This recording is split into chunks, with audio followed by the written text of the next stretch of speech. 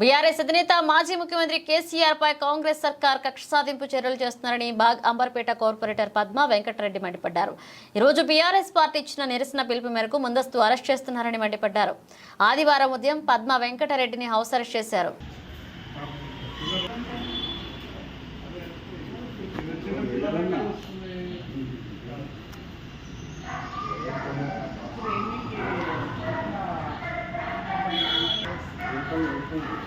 అంటే మీరు ఇది కాకుండా వేరే తీసుకోవచ్చు,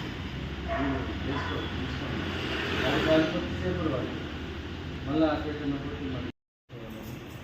ఇది మన దేశవ్యాప్తంగా చేశారండి స్మైల్ ఆపరేషన్ అని చెప్పేసి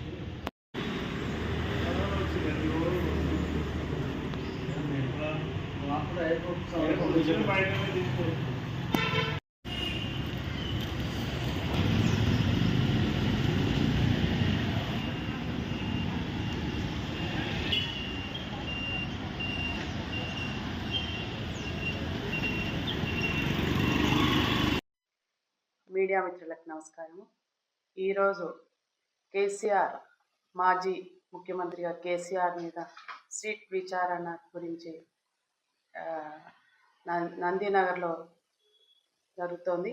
దీనికి రాష్ట్ర వ్యాప్తంగా నిరసన కానీ మన ప్రభుత్వాన్ని రేవంత్ రెడ్డి గారి దిష్టి బొమ్మగాలని బీఆర్ఎస్ పార్టీ ఇచ్చిన హామీ మేరకు ప్రతి ఒక్క వార్డులో కూడా ఈరోజు నిరసన పెట్టుకున్నాము. దానికి పోకుండా ఇంట్లో హౌస్ అరెస్ట్ చేయడం జరిగింది. ఇది ఎంతవరకు కరెక్ట్ గవర్నమెంట్ది? నిన్న చూసినట్టయితే జిహెచ్ఎంసీలో కూడా మీరు చూసినట్టయితే బడ్జెట్ ఏ విధంగా ఉన్నదని లాస్ట్ ఇయర్ బడ్జెట్కి ఈ ఇయర్కి ఏమీ కూడా లేదు. సేమ్ బడ్జెట్, ఆ బడ్జెట్ తీసి ఇట్లా కట్ అండ్ పేస్ట్ లాగా పెట్టడం జరిగింది. అంటే ఈ విధంగా జరుగుతున్న ప్రభుత్వం దాదాపు 10 ఏళ్ళు బీఆర్ఎస్ గవర్నమెంట్ ఉన్నప్పుడు ఏ విధమైన రైతు బంధులు వచ్చాయి, ఏ విధమైన మన పెన్షన్స్ వచ్చాయి, డబుల్ బెడ్రూమ్లు వచ్చాయి, ఎన్ని వేశారో మన కేసీఆర్. కానీ ఈరోజు ఈ ప్రభుత్వం వచ్చిన దౌర్జన్యంగా ఈరోజు చూసినట్టే సీట్ విచారణకు పెద్దలు హరీష్ రావుకి అయింది, కేటీఆర్ గారికి అయింది, ప్లస్ సంతోష్ రావు. ఈ పెద్దలు ఆయన అంత ఏజ్లో 65+ విచారణకు ఎర్రవల్లి రావాలి అంటే కాదు, మేము ఇక్కడికే వస్తామని చెప్పి గోడ పైన నోటీస్ అందించి నోటీస్ పెట్టిపోయారు. అది రాజ్యాంగబద్ధంగా అది విరుద్ధమని తెలుసు వాళ్ళకు. కానీ ఈరోజు ఏదైతే ప్రభుత్వం ఉందని అందరూ ఒక కుమ్మక్కై ఈరోజు పెద్ద కేసీఆర్ గారి సీట్ విచారణ ఈరోజు 3 గంటలకు జరుగుతుందని ప్రతి ఒక్క కార్పొరేటర్ను కూడా ఈరోజు హౌస్ అరెస్ట్ చేయడం జరిగింది. మేము కోరేది రాబోయే మున్సిపాలిటీ ఎలక్షన్లో భారీ మెజార్టీతో బీఆర్ఎస్ గెలుస్తుంది. ఈ 10వ తారీఖు మాది కూడా అయిపోతుంది కాబట్టి రాబోయే జిహెచ్ఎంసీ ఎలక్షన్స్లో కూడా మేము భారీ మెజార్టీతో కార్పొరేటర్ గెలిచి మళ్ళీ మేము కౌన్సిల్కి వెళ్తామని మేము అందరము హామీ ఇచ్చాం. ఇది ఖచ్చితంగా కక్షపూరితంగా జరుగుతుందా, ప్రీ ప్లానింగ్ కక్షపూర్వకంగా జరుగుతుంది. ఏదైతే ప్రీ ప్లాన్డ్ ఏంటంటే రాబోయే ఎలక్షన్స్ ఉన్నాయి కాబట్టి ఏ విధంగా అయినా వీళ్ళందరినీ ఇప్పుడు మొన్న చెప్తున్నారు, మేము కాంగ్రెస్ బీజేపీ ఉంటుంది, బీఆర్ఎస్ మొత్తం పోతుంది. ఏ విధంగా పోతుంది? ఇప్పుడు ఫిబ్రవరిలో రైతు బంధు రావాలి. ఎక్కడ రైతు బంధు వస్తుంది?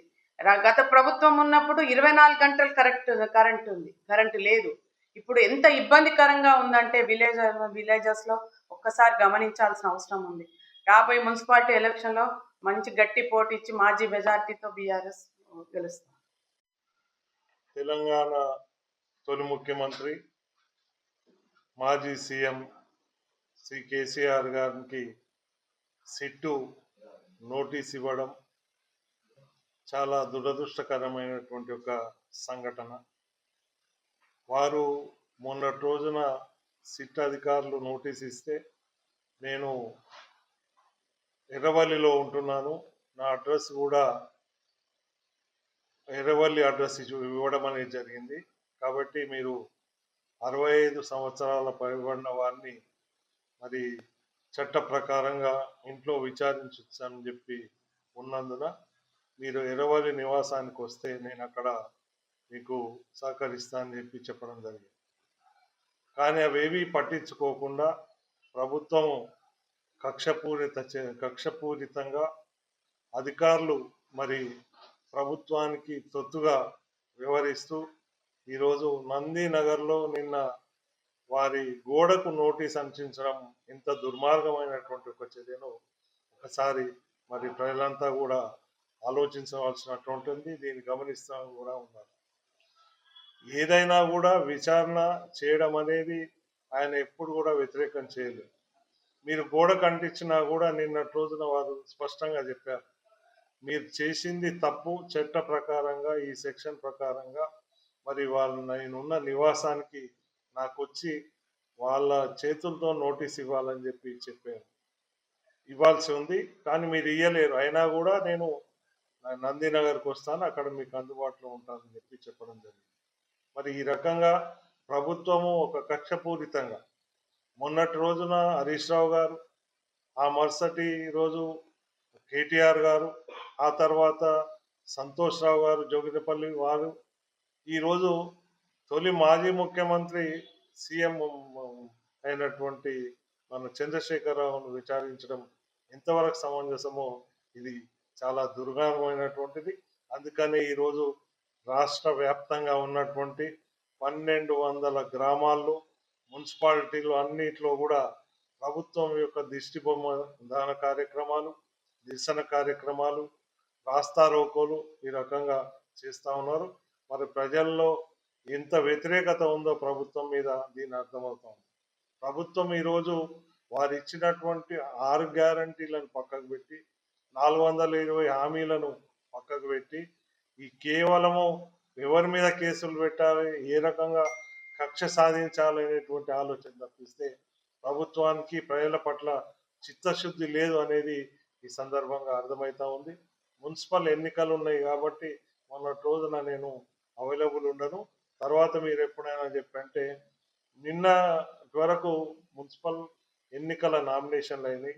మళ్ళీ ఈరోజు నిన్న స్క్రూటింగ్ అయింది. రేపు ఎల్లుండి విత్డ్రాల్స్ ఉన్నాయి.